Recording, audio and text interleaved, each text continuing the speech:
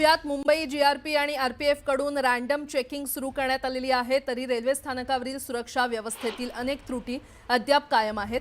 CSMT सारख्या अनेक महत्त्वाच्या स्थानकाच्या प्रवेशद्वारांवर मेटल डिटेक्टर किंवा सुरक्षा रक्षक दिसून येत नाहीत। काही प्रवेश मार्गांवर कोणतीही तपासणी न होता प्रवाशांची मुक्त ये-जा सुरू आहे। त्यामुळे रॅन्डम चेकिंग सोबतच कायमस्वरूपी आणि तंत्रज्ञान आधारित सुरक्षा व्यवस्था उभारण्याची गरज प्रवाशांकडून व्यक्त केली जाते। नाही एवढं काय नाही, गर्दी बिर्दी असते, ढकलाढकली असते। वरिष्ठ नागरिक सीटला जवान लोक बसतात, दादागिरी दाखवतात। दादागिरी वगैरे करतात का? हां, मला सांगा, आता पोलिसांनी सुरक्षा वाढवलेली आहे, इकडे दिसते सुरक्षा वाढवलेली ना?